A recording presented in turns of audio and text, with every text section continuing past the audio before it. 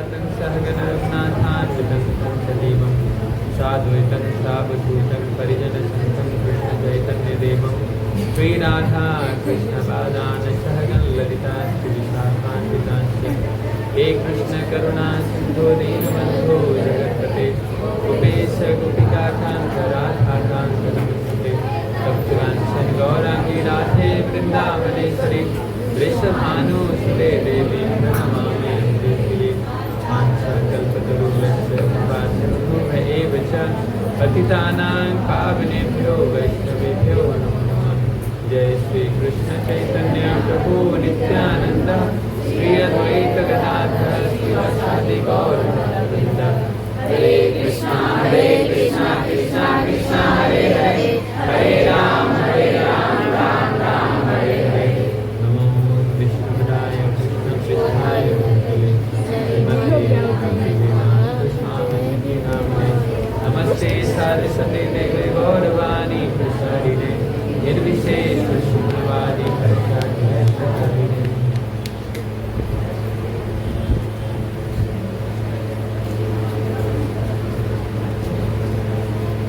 हरे कृष्णा। हरे स्वागत। साथ में आप सभी को राधाष्टमी की हार्दिक शुभकामनाएं। आज बहुत ही पवित्र दिन है, राधा रानी का प्रकट दिवस। जनरली मैं तो पहले नहीं जानता था कि राधा अष्टमी भी मनाया जाता है। ये प्रभात का धन्यवाद तो इस्कॉन में आने के बाद पता चला कि राधा अष्टमी भी मनाया जाता है।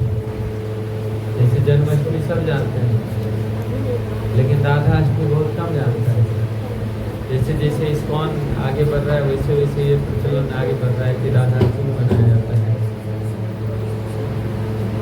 कृष्ण के बारे में थोड़ा मोड़ा सभी को ज्ञान रहता है, लेकिन राधा रानी के बारे में ऊपर ऊपर थोड़ा थोड़ा ज्ञान है।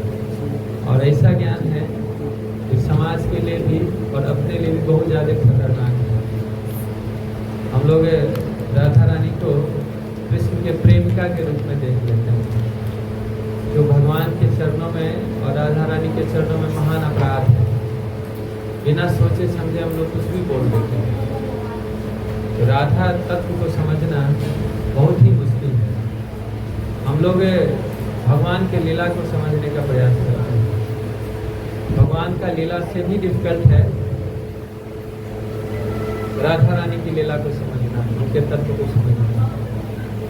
अब देखिए, हम लोग टॉप लेवल की चीज़ों को समझने का प्रयास करते हैं। खुद का आचरण समझ में नहीं आता है हम लोगों को। राधा रानी का समझ में नहीं आता है, कृष्ण का लीला समझ में नहीं आता है। कृष्ण का लीला तो छोड़िए, संसारिक माया जो लीला करती है वो नहीं समझ में आता है हम लोग को।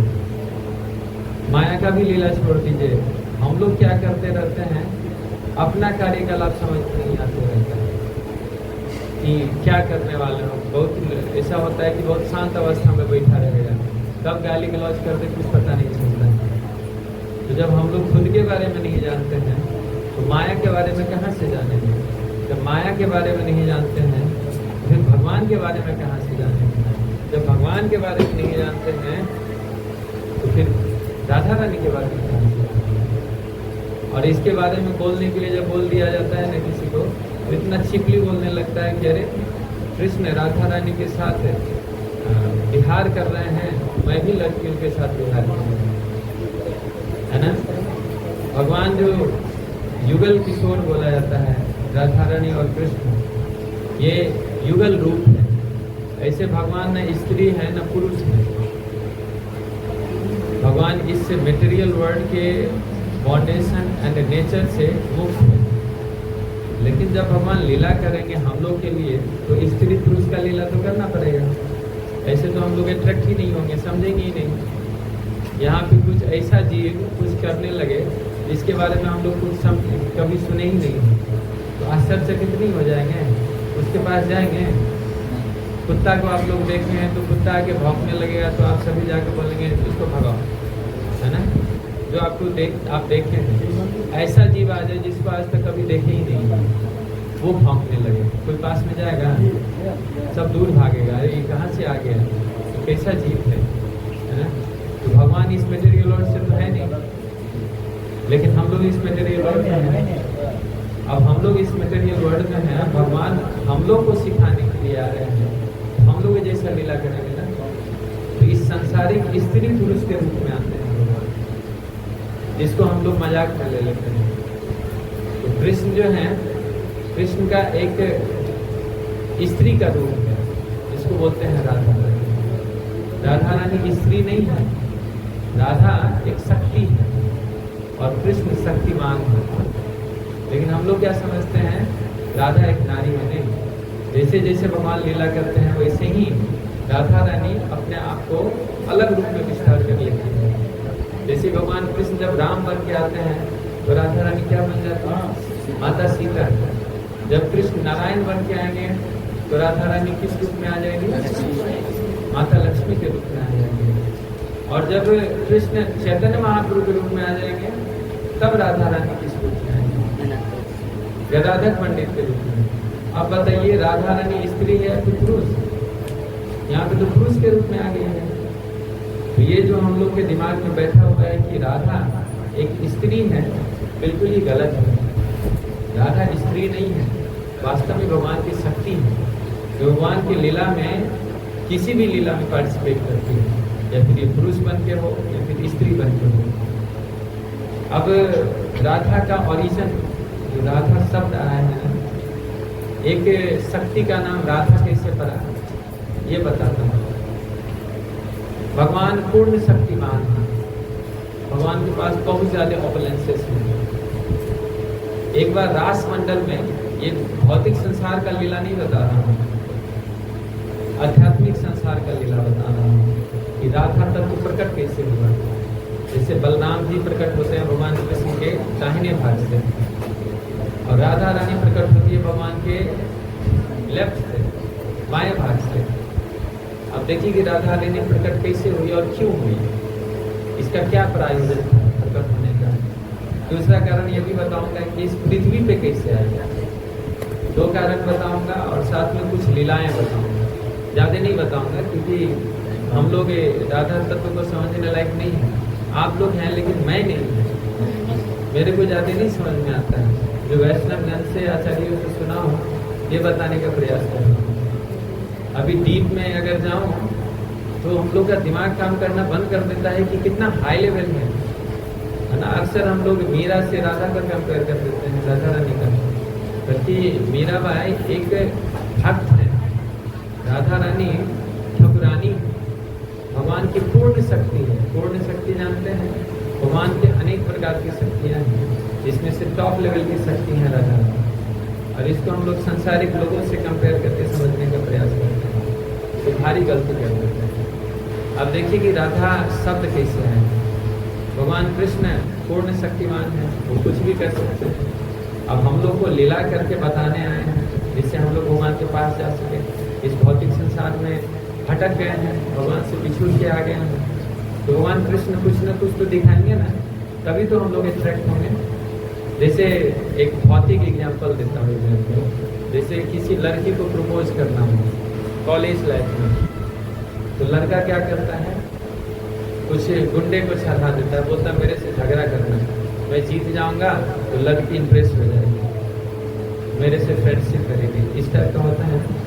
सेम भाव यहाँ पे भगवान कृष्ण का है हम लोग के लिए। ये जीवात्मा मेरा ही अंश है, मेरे से बहुत करोड़ों जन्मों से दूर है, इस भौतिक संसार में दुख भोग रहा है, इसको अट्रैक्ट करना चाहता हूँ अपना लीला दिखाते। इस भौतिक संसार में क्यों हो आप, मेरे पास हो, जिस चीज़ की आपको कमी है मैं फुलफिल करूँगा। ऐसे भी भौतिक संसार में मैं ही दे रहा हूँ। भगवान कृष्ण अगर हम लोग को नहीं दे तो हम लोग के पास कुछ भी नहीं रहेगा, क्योंकि माँ के गर्भ से हम लोग कुछ लेके नहीं आते हैं, सब इस भौतिक संसार में ही मिलता है हम लोग को। माँ के गर्भ से निकलने के बाद सब कुछ तो भगवान अभी इस भौतिक संसार में भी दे रहे हैं। अब भौतिक संसार में दे तो रहे हैं, लेकिन सब कुछ होने के बावजूद भी हम लोग दुखी हैं। इस संसार में कोई सुखी है, कुछ देर के लिए सुख होता है। इस संसार में सुख कितना है, 2 दुखों के बीच का जो गैप होता है ना, इसको हम लोग सुख मान लेते हैं। एक दुख खत्म हुआ, दूसरा दुख शुरू होने वाला है, तो बीच में थोड़ा सा गैप मिल जाता है, तो इसको हम लोग आनंद, इसको इसको अनंत के रूप में देखने लगते हैं। इस भौतिक संसार का सुख देखिए, जैसे एक यहाँ पे कुछ कोठरी लाद ली सी है ना। अब आपको जाना है स्टेशन, तो जाते जाते एक कंधा दुखेगा तो अब दूसरे कंधे पे रखेंगे, जब दूसरे कंधे पे रखेंगे तो लगता है ओह बहुत रिलैक्स है ना। लेकिन इसको ये नहीं पता है कि कुछ देर के बाद ये भी कंधा दर्द करेगा, फिर इस कंधे से उतार के यहाँ पे रखेगा तो उस टाइम में लगे ओह बहुत रिलैक्स है। तो इस भौतिक संसार का सुख ऐसा ही है। हम लोग को कुछ देर के लिए लगता है कि हम लोग सुखी हैं, भगवान को सब कुछ पता है।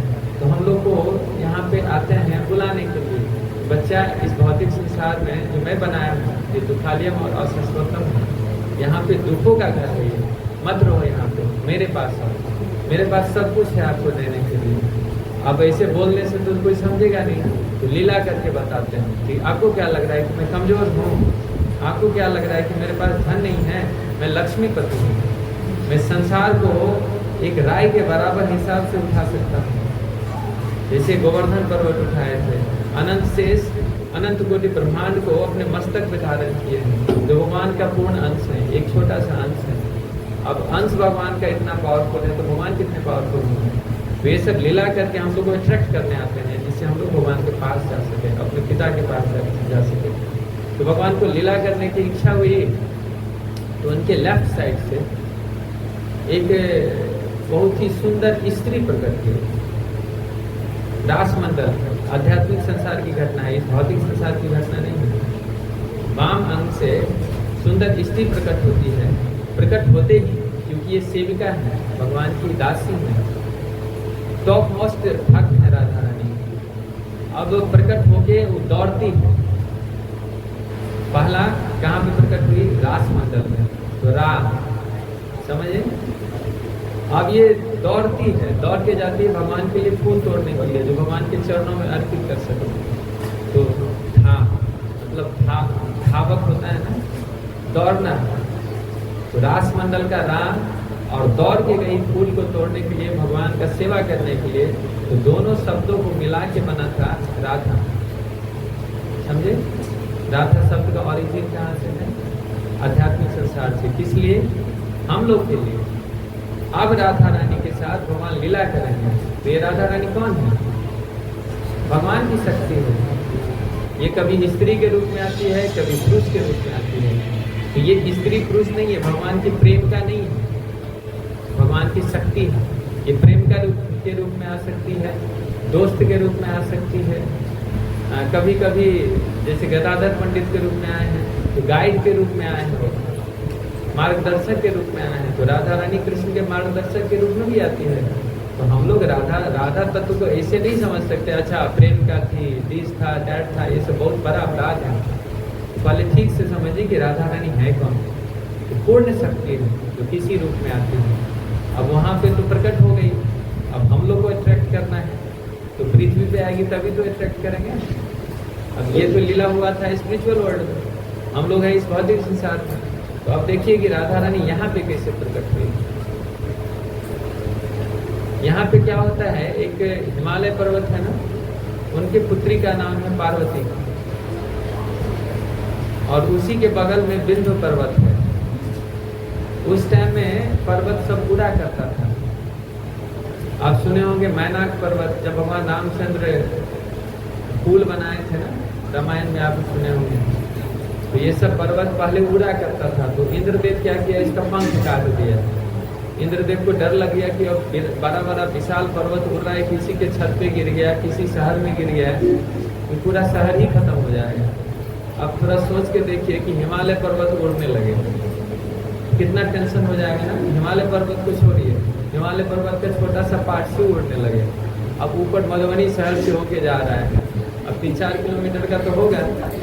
अब मधुबनी शहर से होके जा रहा है तो कैसा लगेगा, अरे कहीं गिर ना जाए। आज संजोग से कहीं बैठ गया तो हम लोग का क्या हाल होगा। हम लोग तो चींटी के भी हाल में नहीं रह पाए, है ना। हम लोग का हाथी बस लिए हो जाएगा। तो इसलिए इंद्र को भी टेंशन हो गया था। तो ये क्या कि सभी पर्वतों का पंख काट दिए, जो उड़ो मत। गलती से कहीं आप गिर गए, देवी देवता लोग हम लोग के कल्याण के लिए प्रकट होते हैं, भगवान बनाए हैं इन लोग को। तो इसको भी कहती है, विंध्य पर्वत भी पहले उड़ता था, हिमालय पर्वत भी पहले उड़ता था, तो इस सब का पंख काट दिया गया इंद्र के द्वारा। तो इनके पुत्री के रूप में जो आई थी वो थी पार्वती माता, और उनके पति के रूप में आए शिव जी। अब विंध्य पर्वत को थोड़ा सा ईर्ष्या होने लगी कि उसके पास इतना शक्तिशाली दामाद है, मेरे पास भी ऐसा दामाद होनी चाहिए जो शिव जी को भी हरा दे। अब शिव जी को हराने वाला तो साधारण कोई होगा नहीं, अब इसके लिए तो भगवान विष्णु को ही साक्षात आना पड़ेगा, ये तो शिव जी को कौन हराएगा। शिव जी अपने आप में बहुत पावरफुल है, देवों में महादेव है वो। तो जितने देवी देवता को प्रॉब्लम होता है तो पहले ब्रह्मा जी के पास जाते हैं, और ब्रह्मा जी फिर शिव जी के पास जाते हैं, और फिर शिव जी भगवान विष्णु के पास जाते हैं। अब शिव जी को हराने वाला कोई साधारण तो होगा नहीं, तब वो ब्रह्मा जी का प्राप्त तपस्या करने लगते हैं विंध्याचल पर्वत। करोड़ों वर्ष तक तपस्या करने के बाद ब्रह्मा जी प्रसन्न होते हैं, और तब ब्रह्मा जी प्रसन्न होके आते हैं, बोलते हैं वरदान मांगो, तो यही मांग लेते हैं, मुझे ऐसा दामाद चाहिए जो शिव जी से भी ज़्यादा पावरफुल है।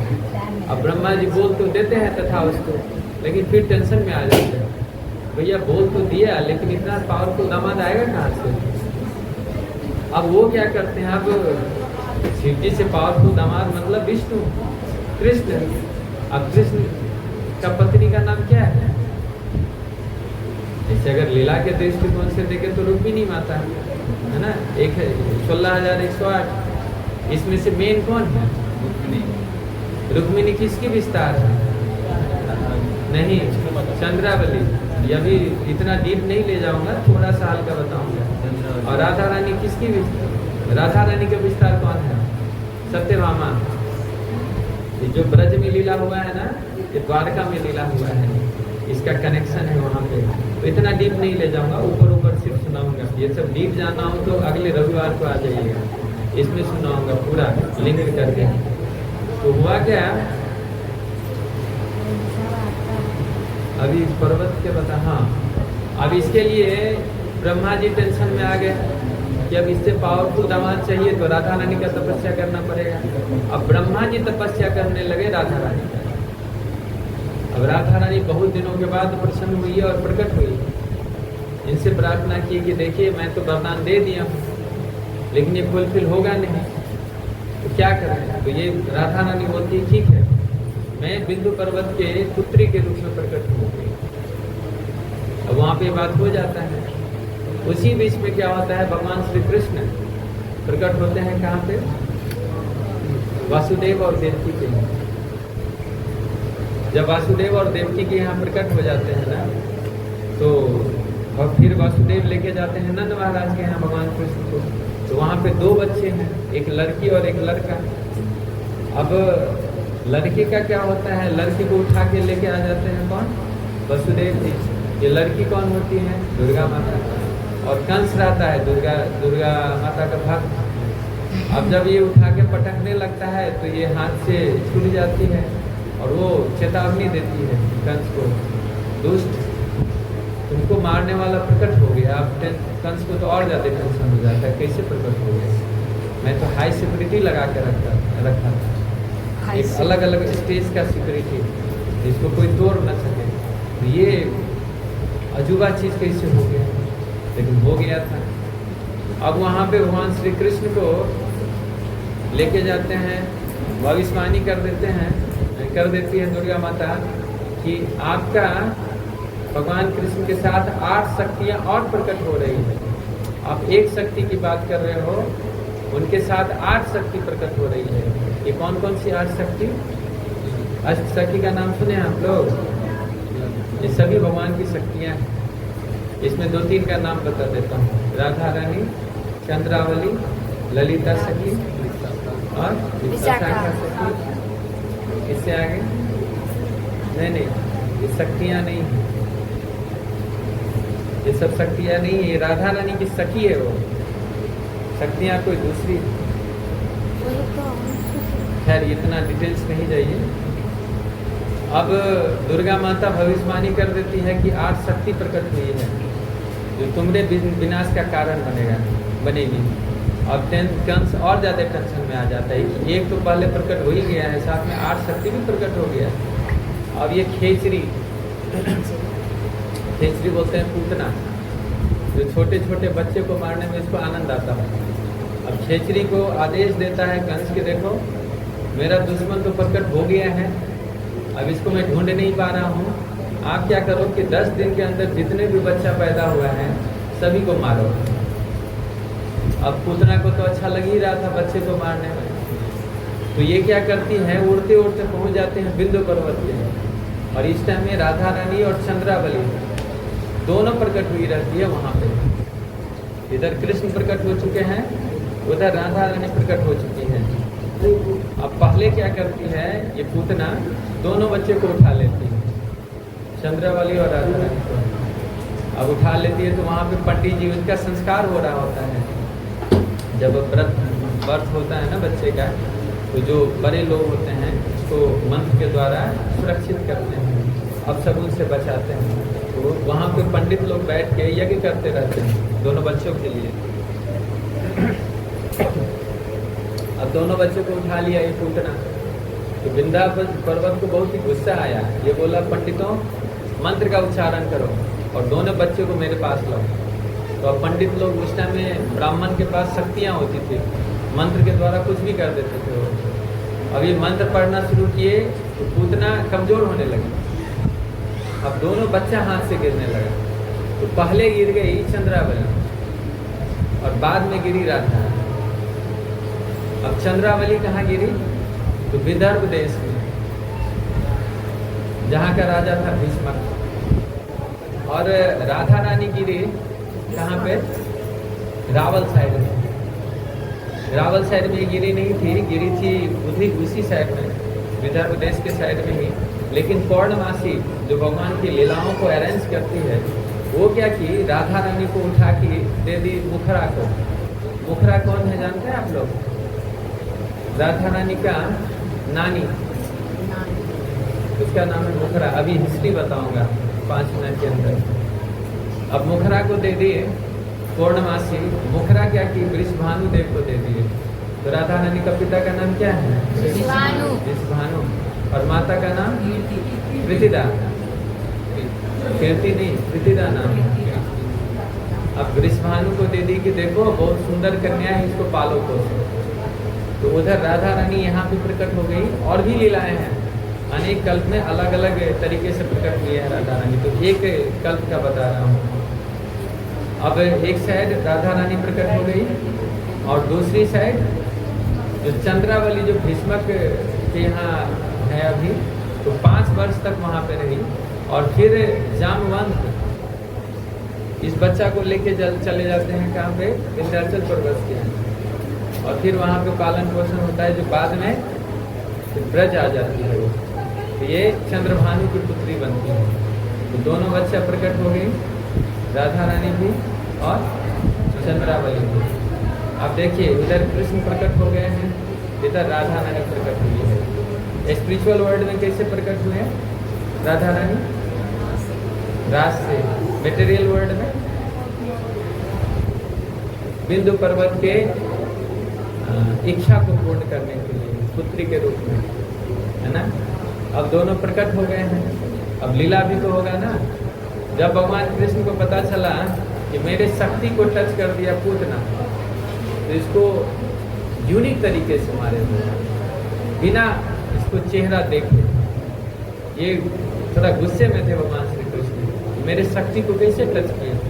तो इनको कोई अस्त्र शस्त्र नहीं, अपने होठों से मारे थे। तो भगवान के शक्ति को और भगवान के भक्तों को अगर कोई टच कर देता है तो भगवान इससे बहुत प्रेम करते हैं, है ना। तो इसलिए भक्तों को पीटनी चाहिए, नहीं पीटनी चाहिए। हाँ, भक्तों को बिल्कुल सम्मान देनी चाहिए। अगर आप भक्तों को टच भी कर दिए तो भगवान कहीं ना कहीं पिटाई करेंगे। अगर खुद नहीं किए तो अपने माया के द्वारा पीटेंगे। इसलिए भक्तों को सम्मान करनी चाहिए, भगवान की शक्तियों को भी सम्मान करनी चाहिए। तो इस प्रकार से राधा रानी पृथ्वी लोक पे प्रकट हुई है। तो बोलिए एक बार, राधा रानी प्रकट दिवस महामहोत्सव की जय। अब कुछ लीलाएं सुनाता हूँ। सबसे इससे सभी लीलाएं प्रसिद्ध हैं और बहुत सारी लीलाएं हैं। मुझे नहीं पता था, लेकिन मैं अपने गुरुदेव के मुख से कुछ कुछ लीलाएं सुनाता हूँ। एक लीला क्या है, नारद मुनि का आप लोग नाम सुने होंगे। एक बार क्या हुआ, ब्रज में अक्सर जाना शुरू कर दिया नारद मुनि राधा रानी के पास। इनको सभी जगह का पास मिला हुआ है। वैकुंठ लोक में भी चले जाएंगे, पृथ्वी लोक में भी आ जाएंगे। यूनिवर्सल, एक से कॉस्मोपॉलिटन बोलते हैं ना, विश्व नागरिक। अब अनंत कोटि ब्रह्मांड के नागरिक का इंग्लिश क्या होता है ये मुझे पता नहीं है। यूनिवर्सल पीपल बोल सकते हैं, है ना। तो अब नारद मुनि कहीं भी जा सकते हैं बिना पास के। अब राधा रानी के पास भी जाने लगे। अब भगवान श्री कृष्ण आगाह किए कि देखो नारद मुनि आजकल बहुत आ जा रहा है, तो देखना ये झगड़ा ना लगा दे। तो राधा रानी बोलती है कि नहीं नहीं, ऐसे कैसे हो सकता है। नारद मुनि इतना प्रेम करता है हम लोगों से, इतना अच्छा भक्त है आपका, तो हम लोग के बीच में झगड़ा क्यों लगाएगा। तो भगवान श्री कृष्ण बोले कि नहीं, आप आगाह कर रहा हूँ, बाद में कि आप देखो, मैं नहीं जानता हूँ। बोला नहीं नहीं, ऐसा कभी नहीं हो सकता। अब ये बात यहाँ पे हो गई। अब राधा रानी के पास ही बोल दिए नारद मुनि कि देखिए भगवान रास की तैयारी कर रहे हैं, आप जल्दी जल्दी तैयार हो जाइए, आपको नहीं जाना है रास में। तो राधा रानी बोलते हैं हाँ क्यों नहीं जाना है, तैयार होइए। अब इधर राधा रानी को तैयार कर दिए और वहाँ पे पहुँच गए रास में, जहाँ पे कृष्ण बैठे थे। राधा रानी का इंतजार कर रहे हैं और साथ में वहाँ पे ललिता विशाखा जो सखियाँ थी ना, ये सबको अरेंज कर रही थी झूला का, क्योंकि अभी लीला होने वाला है ना। तो वहाँ पे जाके कृष्ण से बोल रहे हैं, भगवान कृष्ण आप एक बार वरदान देना चाह रहे थे ना, तो मैं बोला कि समय आने पर मांगूंगा। आप लोग ध्यान से श्रवण कीजिए, नहीं तो नहीं बताऊंगा। आप लोग को इंटरेस्ट है तो बोलूँ या फिर नहीं बोलूँगा, बोलिए क्योंकि मैं आप लोग का टाइम खराब नहीं करना चाहता हूँ। नहीं प्रभु जी बोलिए। अभी हम क्या बोल रहा था, राधा रानी झगड़ा लगा, नारद मुनि के राधा रानी तैयार हो गई थी जाने के लिए रास। अब वहाँ पे कृष्ण तैयार बैठे हैं, साथ में राधा रानी को इधर तैयार करने के लिए तैयार होने के लिए बोल दिए हैं। वहाँ पे जाके कंडीशन लगाते हैं। भगवान श्री कृष्ण आपसे एक दिन में वरदान मांगा था ना, तो आप बोले थे कि हाँ मैं फुलफिल करूँगा, ये वरदान अभी मुझे चाहिए। बोला क्या वरदान मांगते हो। तो मेरा इच्छा है ना कि आप ललिता सखी के साथ एक बार झूला झूलिए। बोला ये कैसा वरदान मांगते हो। तो नहीं नहीं, मेरा इच्छा है, मैं आप ललिता सखी के साथ आपको झूला पे देखना चाहता हूँ। उधर राधा रानी को बोलती है तैयार होके बैठिए, जाना है आपको वहाँ पे। और इधर वरदान मांग लिए कि आप ललिता सखी के साथ झूला झूलिए। अब भगवान श्री कृष्ण असमंजस में, इसको वरदान दिया हूँ, भक्त है, इसको फुलफिल तो करना मेरे काम। अब बोले ठीक है बैठा दो, जल्दी बैठा दो क्योंकि राधा रानी आने वाली है। अब उधर झूला पे बैठा दिए दोनों को और चले गए राधा रानी के पास। वहाँ पे जाके बोलते हैं आप तैयार क्यों हो रहे हैं। बोलते अभी जाना है ना रास में। वहाँ पे तो ललिता सखी झूला झूल रही है, आप भी तैयार हो रहे हैं। अब राधा रानी को इतना गुस्सा आया, मेरे को तैयार करके ललिता सखी के साथ झूला झूल रहे हैं। अब इतने कुछ सब कुछ को उतार दी, सब कुछ तोड़ उड़ के फेंक दी, मैं नहीं जा रही हूँ, है ना, मान करके बैठ गई। अब भगवान श्री कृष्ण इंतजार कर रहे हैं कि राधा रानी आएगी। अब जब लेट होने लगा ना, तो कृष्ण देखते हैं कि नारद मुनि कहाँ गया। वही बोला था कि देखना चाहता हूँ, लेकिन लीला तो देख नहीं रहा है, इसका मतलब कुछ गड़बड़ था। अब ये पता लगाना शुरू किए तो पता चला कि ये तो राधा रानी के पास जाके शिकायत कर रहे हैं जो आप तैयार क्यों हो रहे हैं, वहाँ पे ललिता सखी झूला झूल रही है। अब वहाँ पे भगवान कृष्ण राधा रानी के पास आते हैं और जहाँ आते हैं तो ये राधा रानी बोलने लगती है झूला झूलने में अच्छा लगा ना आपको, और ललिता सखी के साथ और झूलिए झूला, आपको तो इसी में अच्छा लगता है। हाँ, तो भगवान श्री कृष्ण हंसने लगे और बोले कि आपको मैं बोला था ना कि नारद मुझसे सावधान रहने के लिए। देखिए क्या किया है, आपको इधर बोल दिया है तैयार होने के लिए और वहाँ पे जाके मेरे से वरदान मांग लिया है। तो आप, मेरा इच्छा है कि आप ललिता सखी के साथ झूला झूलिए, और उधर में उसका वरदान फुलफिल करने लगा तो आपको आगे बोल दिया है कि आप तैयार क्यों हो रहे हैं, वहाँ तो ललिता सखी के साथ झूला झूल रहे हैं। ये झगड़ा लगा दिया, तो फिर ये झगड़ा खत्म होता है, रियलिटी पता चलता है। तब राधा रानी बोलती है हाँ आइंदा ना फिर नारद मुनि के पास में नहीं आऊंगी। एक और लीला सुनाता हूँ। आप लोग मानसी गंगा का नाम सुने हैं? हाँ हाँ। मानसी गंगा की ये लीला है। मानसी गंगा पहले पोखरी आकार में नहीं था, अभी तो कुंड आकार में है, एक सरोवर आकार में है। पहले नदी टाइप का था। इससे पार होके गोपियाँ जो थी ना मथुरा में जाती थी दही बेचने, माखन बेचने, तो वहाँ से जा रही थी। अब नदी में पार होने के लिए तो नौका था, पहले तो पुल बनता नहीं था। भगवान रामचंद्र बनाए थे त्रेता में समुद्र पे, और भगवान कृष्ण भी एक दो पुल बनाए थे जो बाद में तोड़ दिए थे खुद। हालांकि पहले तो इतना टेक्नोलॉजी हाई था नहीं जो पुल बने, तो सभी नाव पे पार होते थे। तो गोपियाँ भी मानसी गंगा को नाव पे पार होके जाती थी मथुरा। मथुरा शहर था, जैसे सिटी होता है ना, ये शहर था, और वृंदावन ये सब गांव था। तो वहाँ से जाती थी सभी दही बेचने शहर में। अभी भी कुछ लोग होते हैं ना जो सर पे उठा के लाती है सब्जी वगैरह शहर में बेचने के लिए। पहले गांव में भी बेचा करती थी लोग, लेकिन अब कल्चर एडवांस हो गया है थोड़ा सा। अब दही बेचने आ रही है, अब नदी पार करना है। अब नाव ये नाविक के रूप में कृष्ण बैठे हुए हैं, देश बदल। अब इसको कोई पहचान नहीं रही है। अब नौका पे सब चढ़ गई, बोला कि ठीक है पार करो। अब बीच में जाके नौका को खड़ा कर देते हैं। अब थोड़ा अपना भार बढ़ाने लगते तो नौका में थोड़ा पानी आने लगता है। अब सभी को टेंशन होने लगता है कि नौका डूब जाएगा। भगवान कृष्ण बोलते हैं कि देखो अपना जितना गहना होना है ना सब उतार के फेंको नदी में, अगर नहीं फेंकोगे तो नाव डूब जाएगा, सभी डूबोगे। अब ये सभी गोपियाँ डर जाती हैं। अब बोलती हाँ फेंकना पड़ेगा। अब सभी अपना अपना आभूषण उतार के नदी में फेंकने लगे। हाँ, अब उतरवा के फेंकवा दिए और फिर आगे नाव बढ़ी। थोड़ा देर नाव चला तो तब बोलने लगे देखो मैं थक गया, अब नहीं चलाऊंगा, भूख लग गया है। अब ये जो माखन मुखन जा रही है बेचने खिलाओ, अगर खिलाओगे तो आगे ले जाऊंगा, नहीं खिलाओगे तो यहीं पे रोकूंगा। अब ये भी टेंशन में। अब क्या किया जाए? पहले तो गहना सब जो जेवरात उतरवा के फेंकवा दिया, अब माखन भी मांग रहा है। अब नहीं देती हूँ तो बीच में ही अटका दिया।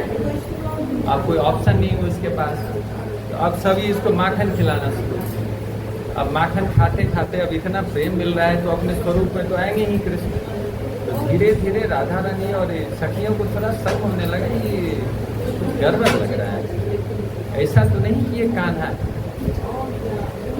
अब धीरे धीरे इसको पता चलने लगा, नाव थोड़ा बढ़ भी रहा है ना। अब वहाँ पे बढ़ते बढ़ते सभी को पता चल गया कि नहीं कृष्णा है।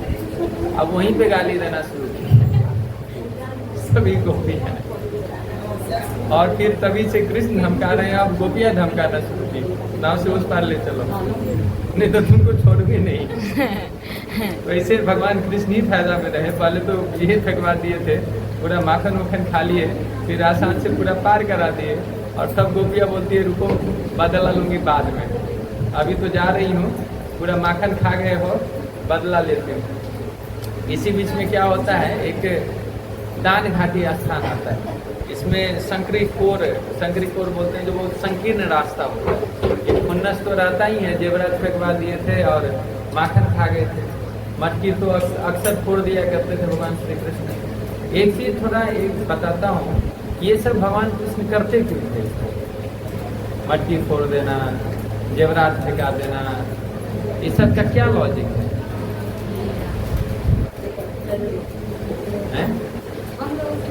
तब तक सोच के रखिए, तब तक लीला सुना देता हूँ। इसका डीप मीनिंग है। हम लोग लीला सुनने लगते हैं, मस्त हो जाते हैं, इसका मीनिंग नहीं समझ पाते। भगवान श्री कृष्ण हम लोग को कोई भी अटैचमेंट में, किसी भी बाउंडेशन में नहीं बांधना चाहते हैं। ये जेवरात या फिर धन दौलत ये बंधन का कारण बनता है। तो भगवान कृष्ण अपने भक्तों को सदा मुक्त रखना चाहते हैं कि क्या करोगे जेवरात लेके, क्या करोगे माखन मिश्री लेके, सभी से डिटैच रहो। और भी मीनिंग है, लेकिन दूसरा लीला सुनाता हूँ। अब यहाँ पे संकरी खोर में जाके क्या करते हैं, जब इसी से होके गुजरती है गोपियाँ, तो ऊपर में अपने ग्रुप के साथ बैठे रहते हैं, सुबल सखा श्रीधामा इस सब के साथ बैठे रहते हैं। ऊपर से पत्थर उथर मार के ये मट्टी को फोड़ते रहते हैं। तो बहुत परेशान करती है कृष्ण राधा रानी को और गोपियाँ को। तो गोपियाँ एक दिन मन बनाई कि देखो कृष्ण को छोड़ूंगी नहीं, ये बहुत ज़्यादा परेशान करती है। तो पूरा मीटिंग बुलाई सभी गोपियाँ, और मीटिंग में पास हुआ कि इस बार क्या करो, अलग अलग ग्रुप्स में हम लोग पार करेंगे, और पहले से अलग अलग ग्रुप पहाड़ पे जाके बैठ जाना, सकली खोल के पहाड़ पे जाके बैठ जाना। कृष्णा जब आएगा ना तो उसको बदला चखाना है इस बार नहीं छोड़ना। अब जाके अलग अलग ग्रुप बना के बैठ गई, और 2 गोपियाँ को भेज दी कि नीचे जाओ, ये मटका ये माखन लेके, दधी लेके। अब कृष्ण बोलने लगे टैक्स दो, माखन खिलाओ, नहीं खिलाओगे तो जाने ही नहीं दूंगा। तो ये गोपियाँ बोलने नहीं मैं नहीं दूंगी। अब हो गया बगझक, अब बगझक होने लगा, तो बोला नहीं इस बार नहीं दूंगी। तो अब ये दोनों जिद पे अड़ गया। कृष्ण भी बोल रहे नहीं मेरे को माखन चाहिए। अब गोपियाँ भी बोले नहीं इस बार तो बिल्कुल नहीं देना। अब इतने देर में 1 2 3 4 5 नहीं 100 करोड़ गोपियाँ यहाँ पे प्रकट होती है। अब कृष्ण क्या करेंगे बोलिए? भगवान कृष्ण ही लीला कर रहे हैं, अलग अलग ग्रुप में प्रकट हो जाते हैं गोपियाँ। अब सभी एक साथ घेर लेती हैं। मधु मंगल को शिखा पकड़ती, बोलता तुम भी बहुत ही इधर उधर कर रहा था ना, अब बताओ माखन खाना है? तो मंगल बोलते नहीं मैं कुछ नहीं किया, ये तो कान्हा चढ़ा देता था, मैं तो ब्राह्मण हूँ, मेरे को ये झगड़ा उगड़ा में नहीं पड़ना, मुझे छोड़ दो प्लीज। अभी शिखा को टहरी में बांध दिया सर, अब ये खींच रहा है, दर्द कर रहा है। अब ये बेचारा रोड आया मधुमंगल, मोटा ताजा, दौड़ के भाग भी नहीं सकता। बहुत ही विनती करने से बोला देखो ब्राह्मण हो, ज्यादा मेरे को सताओगे तो श्राप दूंगा। तो गोपियाँ बोलती है ठीक है इसको खोल दो, ये ब्राह्मण ऐसे भी झूठ नहीं बोलता है और हम लोग को ज्यादा परेशान भी नहीं करता।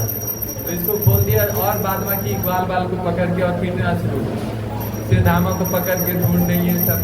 अब कृष्ण भी धरा गए, अब कृष्ण को भी पीट रही है, अब गाल फुला दिया मार कृष्ण। अब बोलता बहुत दिनों से तुमको देख रही है, बहुत माखन चुरा के खाए हो, मटका फोड़े हो, इस बार अब हम लोग लीला करेंगे, अब आप संकरी खोद पाए। अब भगवान श्री कृष्ण को मटकी दे देते हैं सर पे, पार करो। और सभी गोपियाँ चढ़ जाती है टीला पे, और सभी पत्थर रखी रहती है हाथ, और ऐसे ही नहीं मटकी देती है, इस बार बोलती है तुमको गोपी बना के भेज देती है। और कृष्ण को सब कुछ गोपी के आकार में डाल देती है, लहंगा चुनरी पहना देती है, इवन सिंदूर लगा देती है गोपियाँ भगवान श्री कृष्ण को, चूड़ी पहना देती है, पैर में क्या पहनते हैं पायल पहना देती है ना, बाल सब बना देती है, काजल लगा देती है, पूर्ण गोपी बना देती है कृष्ण को। अब बोलती है मटका उठाओ अब पार करो। अब भगवान श्री कृष्ण अब क्या करें, अब पीटने का डर है, पहले ही पीट चुके हैं है ना। अब बोलते हैं ठीक है अब मारो मत, मैं उठाता हूँ। अब उठाए, जैसे जैसे वो पहले लीला करते थे अब राधा रानी और सभी गोपियाँ लीला कर रही है। अब जाओ अब हम लोग पत्थर मारेंगे। तो भगवान श्री कृष्ण अब इस लीला संकरी खोर से जा रहे हैं और ये सब मार मार के भगवान का अभिषेक कर रहे हैं गोपियाँ, एक दिव्य अभिषेक जैसे हम लोग भगवान का करते हैं ना। अब जन्माष्टमी में किए थे ना अभिषेक, कैसे किए थे? शंख में लेके दही से, दूध से, मधु से, है ना, घी से, ये सब से किए थे। लेकिन उस टाइम में यूनिक अभिषेक हुआ भगवान श्री कृष्ण का। कैसे? गोपी के भेष में, पत्थर मार के, सर पे मटका फोड़ के। ऐसी लीला कहाँ हुई थी? संकरी खोर में। एक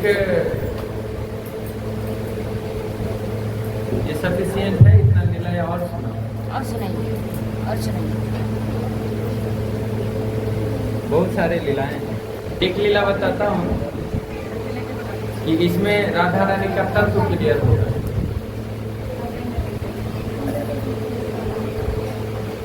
भगवान श्री कृष्ण किससे ज्यादा प्रेम करते हैं? रुक्मिणी माता से, सत्यभामा से, या फिर ब्रज की गोपियां से? सबसे। इसका कारण क्या रुक्मिणी माता प्रेम नहीं करती श्री कृष्ण से? फिर ब्रज की गोपियां को क्यों याद करते थे? कुछ दिमाग दौड़ाइए। आप लोग लीला सुने हैं अभी, थोड़ा लीला से बाहर निकलते हैं ना। देखिए ये सब लीला को ऐसे अभी सुना है तो आप लोग आनंद में थे ना, लेकिन कारण ये नहीं है, कारण कुछ और है। ये जो रुक्मिणी माता है या फिर सत्यभामा है, ये सब का कुछ ना कुछ स्वार्थ था कि मुझे आनंद मिले, मुझे कृष्ण पति के रूप में प्राप्त हो, है ना। लेकिन राधा रानी और गोपियां का ये भाव नहीं था। ये सबसे ज्यादा प्रेम ब्रजवासी से भगवान श्री कृष्ण क्यों करते हैं, इसका कारण बताता हूँ। एक बार क्या हुआ, भगवान ये बताने के लिए कि ब्रजवासी कितने निश्चल प्रेम करते हैं मेरे से, सर दर्द का बहाना बनाया। भगवान बोलने लगे कि मुझे सर दर्द हो रहा है, अगर अभी कोई भक्त अपने चरण रज दे देना तो मेरा सर दर्द ठीक हो जाएगा। नारद मुनि को बोले कि देखो किसी भक्त का चरण रज ला दो, लगा कि मेरा सर दर्द ठीक हो जाएगा। अब नारद मुनि पहले द्वारका में थे, द्वारका की रानी के पास पहुंच गए। रुक्मिणी माता, सत्यभामा, पहले माताओं के पास, रोहिणी माता, देवकी माता, वो सब के पास गए। आप तो माँ हो, थोड़ा चरण रज दे दो, आप तो भक्ति करती हो भगवान का। तो अब ये सब बोल रहे नहीं, नर्क चले जाओगे। भगवान मेरा चरण रज और भगवान के मस्तक पर लग रहा है, ये अनर्थ नहीं हो सकता। अब रानी के पास गए, ये भी यही दोहरा रही, नहीं, मेरे पतिदेव के मस्तक में मेरा चरण रज, नर्क चले जाओगे, बहुत ज्यादा पाप लगेगा। कोई नहीं दिया चरण रज। अब नारद मुनि पूरे अनंत कोटि ब्रह्मांड में भ्रमण करके आ गए, इसको कहीं भी रज नहीं मिला। अब टेंशन में भगवान श्री कृष्ण वहां पे दर्द से करा रहे हैं। अब वहां पे जाके करा ही होता है, करा गलत वर्ड नहीं बोलिएगा प्लीज। अब कृष्ण बोल रहे हैं कि कोई नहीं रच दिया, तो नहीं, बुरा नहीं था, कोई नहीं दिया, सब नर्क जाने का बहाना, पाप लगने का बहाना, ये सब बना रहे हैं। तो भगवान कृष्ण बोल रहे हैं कि अब ब्रज में गए थे, बोले नहीं, वहां पे तो नहीं गया, याद ही नहीं रहा। तो भगवान बोलते हैं कि एक बार जाके ट्राई कीजिए, कहीं वो लोग दे दे। अब नारद मुनि पहुंचे ब्रज में। अब उस टाइम में तो किसी को होश था नहीं, जब से कृष्ण गए हैं ठीक से कोई नहाई भी नहीं, सिर्फ रो ही रही है। जितना भगवान कृष्ण गए थे तो उस टाइम में सरोवर सब ना कम पानी था, जब से गए सभी में बाढ़ आया पड़ा है, कुंड सब पूरा भरा है, दिव्य लीलाएं हो गई थी। चूल्हा के पास ये मकरा उकरा जाल बुनकर बैठा हुआ था, ऐसा हाल था। अब उस कंडीशन में नारद मुनि पहुंचते हैं तो थोड़ा प्राण आ जाता है सभी में कि नारद मुनि सभी जगह जाते रहता है, वो अपने मेरे भगवान का कुछ न कुछ लीला बता सकता है। और सभी आके बैठ जाते हैं, जिज्ञासावश कुछ बताइए। अब जिज्ञासावश बैठती है तो नारद मुनि बोलते हैं कि देखिए भगवान के सर में बहुत दर्द हो रहा है, मैं सभी जगह से घूम के आया हूँ, कोई नहीं दिया।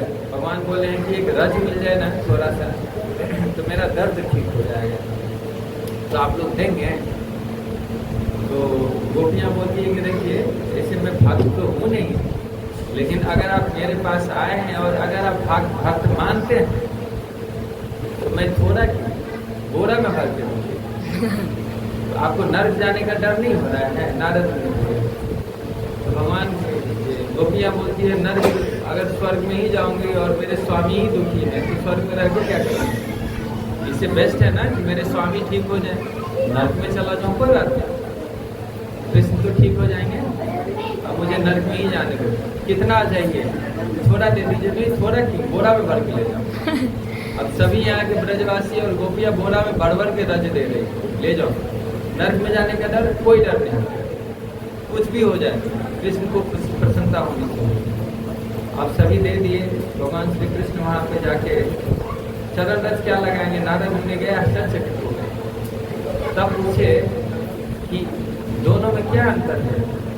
नारद मुनि भगवान श्री कृष्ण बोलते हैं नारद मुनि से, एक चीज बताओ, पूरा ब्रह्मांड घूम के आया, कोई रस दिया तो नहीं दिए, लेकिन ब्रजवासी दे दिए तो हाँ दे दिए, तो दोनों में क्या अंतर है बताओ?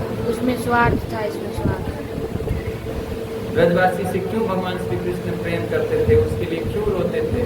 रहते थे द्वारका में, सोए हुए हैं पलंग पे और रो रहे हैं, इतना रोते थे कि तकिया भीग जाता था।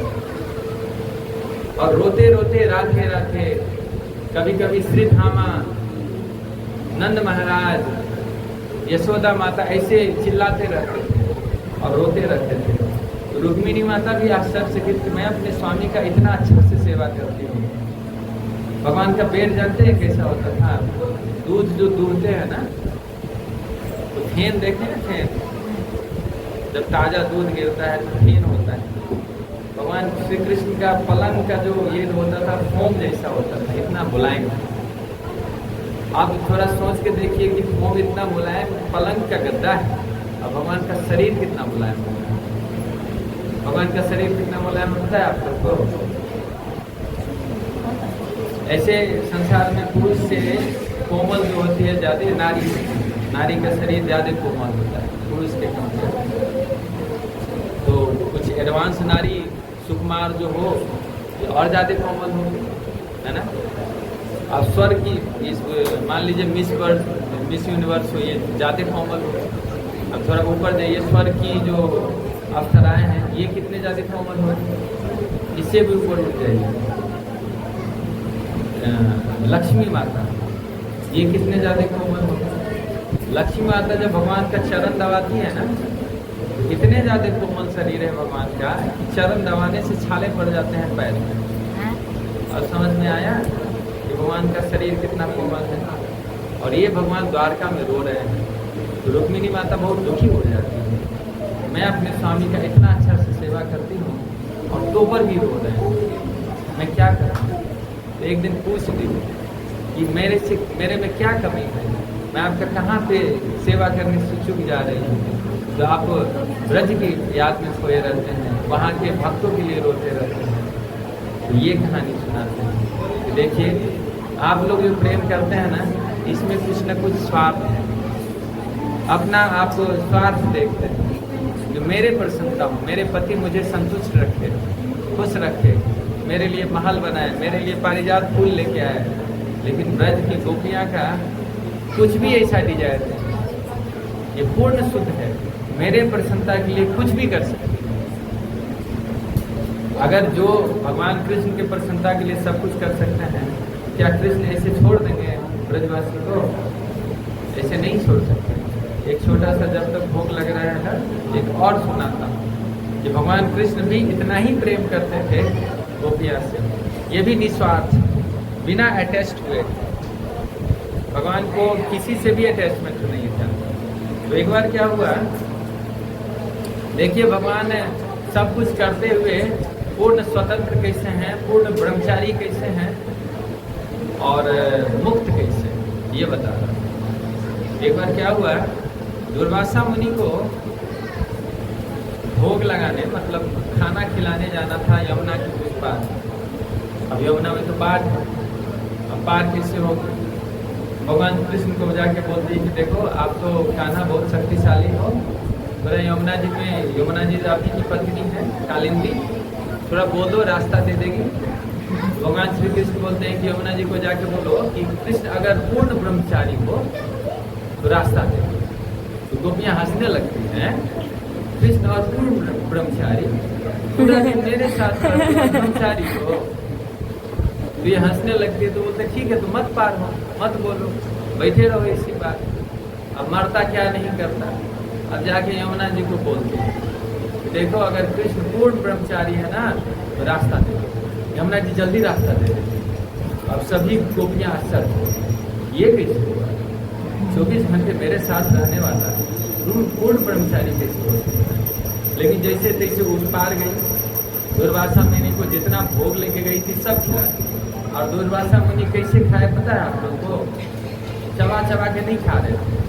जैसे हवा बहता है ना, और हवा अभी दिया और डायरेक्ट पहुंचा दिया कहीं से कहीं, हवा के झोंकों के समान जितना था लेते जा रहे हैं, पूरा खा लिए। अब इस साइड से तो कृष्ण से वरदान मांग के आएंगे, अब इस साइड से कैसे जाना? अब दुर्वासा मुनि को जाके प्रार्थना करते कि मुनिदेव आप कुछ रास्ता उपाय बताइए ना। जैसे उधर से तो कृष्ण वरदान दिए थे, इधर से मैं यमुना पार कर सकूं। अब दुर्वासा मुनि गलती सही से बोल देते हैं कि आप जाके यमुना जी को बोलो कि दुर्वासा मुनि अगर कुछ भी न खाया हो तो रास्ता दे। अब गोपियां तो चक्कर खाने लगी कि ये कैसे हो सकता है।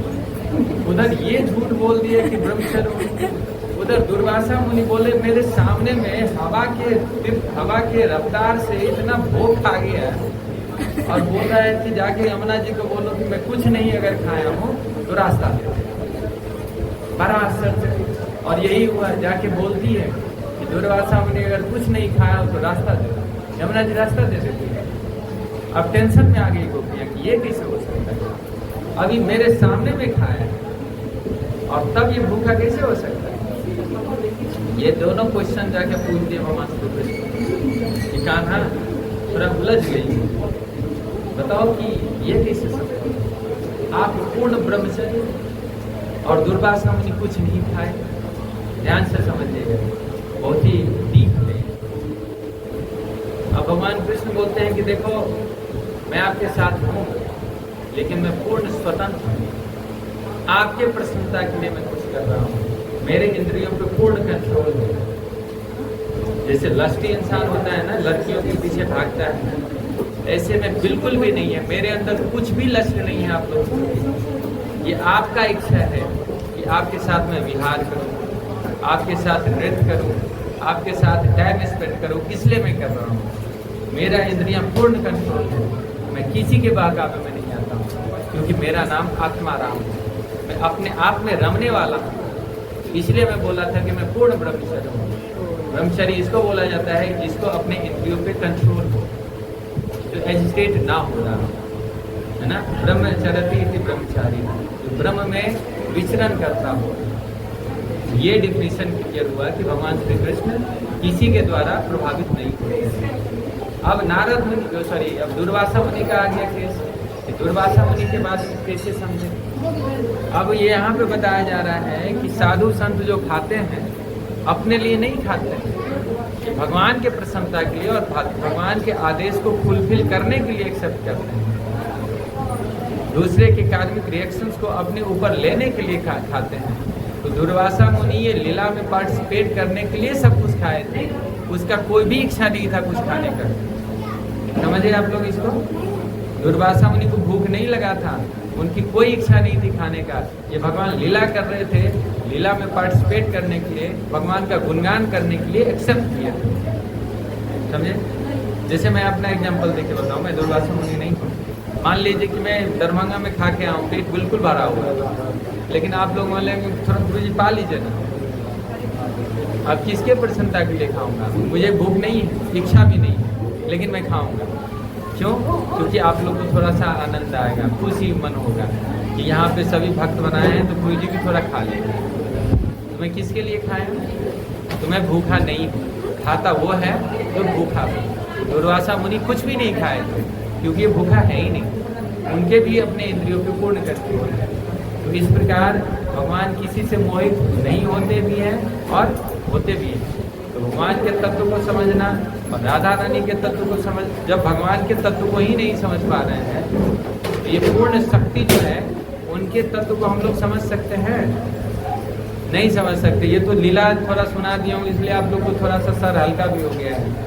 अगर सिर्फ तत्व ही बताना ना तो दिमाग भारी हो जाता आप लोग का। तत्व नहीं बताया क्योंकि आप लोग नए नए, बहुत डीप तत्व है। चतुर चरितमृत में मैं पढ़ रहा था, ये बुक है एक भक्ति पुरुषोत्तम स्वामी महाराज का लिखा हुआ। इसमें बहुत डीप बताया गया कि राधा तत्व क्या है, और राधा तत्व समझने के लिए गुरु और साधुओं का आशीर्वाद बहुत ज़्यादा आवश्यक है। अगर आशीर्वाद नहीं ले रहे हैं तो आप कभी नहीं समझ। मेरे को भी जो कुछ हल्का समझ में आ रहा है ना, गुरु वैष्णवों की कृपा से ही समझ में आ रहा है। ये तो पहले तो मैं जानता भी नहीं था कि राधा अष्टमी क्या होता है। कोई बात नहीं, आप लोग को थोड़ा सा ये राधा रानी के बारे में श्रवण कराए हो। अभी भोग भी लग गया है, तो आप लोग अब प्रसाद पाएंगे। राधा अष्टमी महामहोत्सव की जय, राधा राधी प्रकट दिवस महामहोत्सव की जय, जगत वल्लभ प्रभुपाद की जय, राधा रानी का रमण भगवान की जय, राधा राम लक्ष्मण भगवान की जय, जगन्नाथ बलदेव सुभद्रा सुदर्शन भगवान की जय, गौर निताय भगवान की जय, जगत वल्लभ प्रभुपाद की जय। प्रणाम करना होता है।